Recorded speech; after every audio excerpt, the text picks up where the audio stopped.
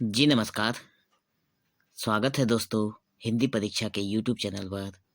आज की इस वीडियो में हम लोग देखेंगे गीतिकाव्य के रूप में विद्यापति पदावली की विशेषताएं। और ये जो प्रश्न है, ये प्रश्न कई बार इग्नू के MST1 प्रोग्राम में आ चुका है।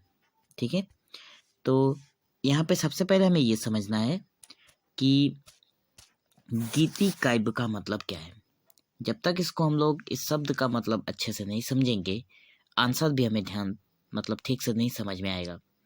तो गीति काव्य का मतलब होता है वो काव्य जो काव्य में सिर्फ गीत लिखा होता है। ठीक है, गीत के द्वारा रचना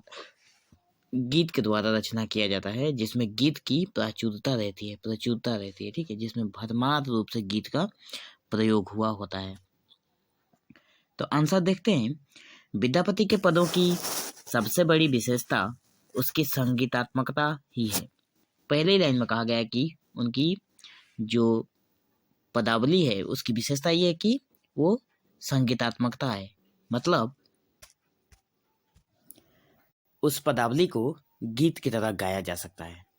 आगे देखें, गीतिमयता उनके गीति काव्यों का प्राण तत्व है। मतलब गीत, उनके काव्यों में गीत होना मतलब शरीर में प्राण होने जैसा है। ठीक है, कहने की आवश्यकता नहीं है कि मैथिली में रचे गए इनके सारे के सारे पद गीति ही हैं। इन्होंने मैथिली भाषा में जितनी भी रचना की है सब के सब गीति काव्य रचना है। ठीक है, गैरधर्मिता इनमें इस तरह भरी हुई है कि रागों के सारे शास्त्रीय विधानों के साथ कई बड़े संगीतज्ञ भी ये गीत सफलतापूर्वक गाते हैं।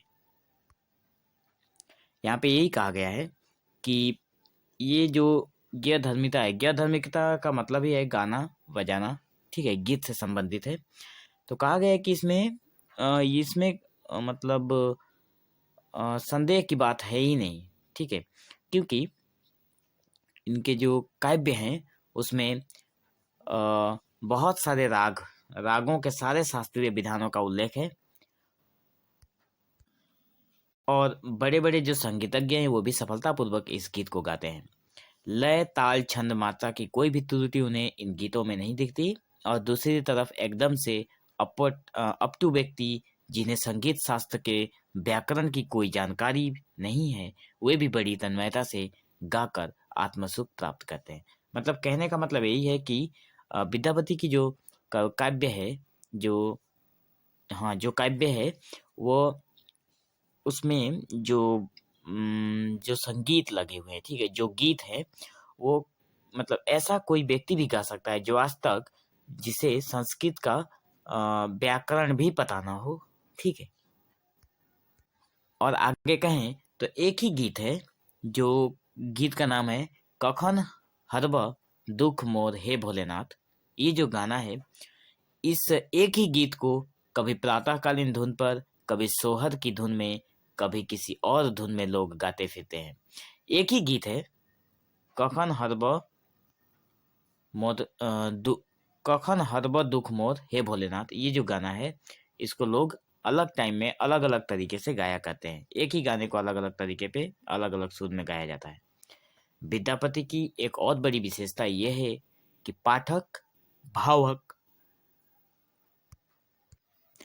और गायक तीनों ही वर्ग के लोग इन गीतों में उतनी ही तन्मयता से खो जाते हैं जितनी रचनाकार की रही होगी। यहाँ पे कहने का मतलब ये है कि जो पाठक है और जो भावक है और जो गायक है, ये तीनों इस तरह से इन गीतों की तन्मयता में खो जाते हैं जिस तरह से रचनाकार के मन में उस गीत को रचना करते वक्त जिस तरह से रचनाकार खोया होगा, सुनने वाला, पढ़ने वाला, भाव होने वाला व्यक्ति भी उसमें उसी तरह से खो जाता है। इनकी गीति रचनाएं चाहे भक्ति परक हो अथवा श्रृंगार परक, शक्ति वंदना हो या गंगा स्तुति या शिव नजारी, विरह विलाप हो या मिलन सुख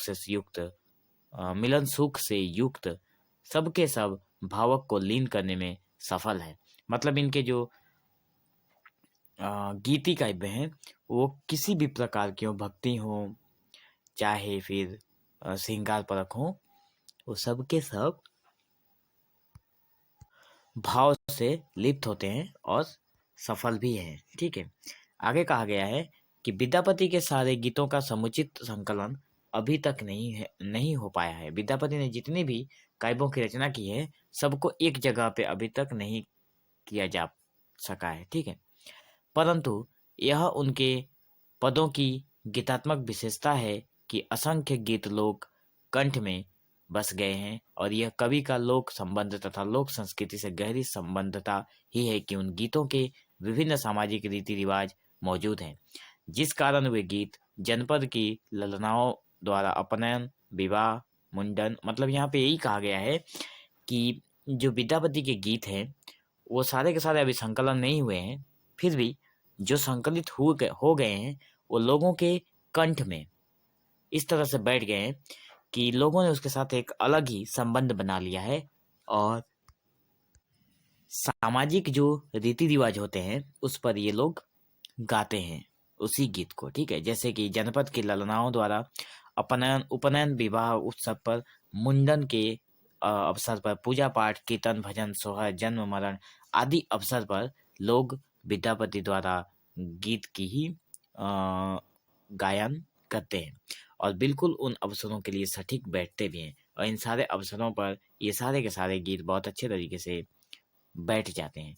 उनके गीतों की कुछ संख्या है जो हमने सोचा कि ये बहुत इम्पोर्टेंट है। अगर आप लोग एग्जाम में ये लिखते हैं तो हो सकता है आपको कुछ ज़्यादा मार्क्स मिले। पहला गीत है के पतियालय जायत रे। दूसरा है सखी है हमारा दुख दुखक नाही और। तीसरा है सखी की पूछस अनुभव मोही। चौथा है प्रथम सुमागम भूसल अनंग। पांचवा है उगना रे मोर कते गिलाह। छठा है जय जय भैरवी असुर भवानी। सातवां है बड़ा सुख सार पावल तुओ तीरे। तो ये है कुछ गीत जिनको जो लोगों के कंठों में बैठा हुआ है, ठीक है। विद्यापति के जो गीत विद्यापति के जो गीत हैं वो लोक गीत के रूप में प्रचलित है, मतलब लोगों के पास ये गीतें प्रचलित है। इनके गीतों में मनुष्य के राग विराग, इनके जो गीत है उसमें मनुष्य के राग विराग, संयोग वियोग, दुख सुख, हर्ष विषाद, मिलन विरह, मान समर्पण, लाश उल्लास, लाज धाक, क्रोध स्नेह में रंग और पानी की तरह घुला मिला है। इन सारी चीजों में विद्यापति के जो गीत हैं वो बहुत ही अच्छी तरीके से घुल मिल गया है। यहाँ विभाजन रेखा खींचना कठिन है कि जनपद की कौन सी कहावत और कौन सा मुहावरा इनके गीतों में आकर साहित्य बन गया है। मतलब यहाँ पे आप बांट नहीं सकते, विभाजन नहीं कर सकते कि लोगों के द्वारा बोली गई कौन सी बातें, कौन सी कहावत विद्यापति ने अपने काव्य में लिया और उसे साहित्यिक भाषा बना दिया, और ऐसी कौन सी पंक्ति है लोककंठ में जाकर कहावत बन गई।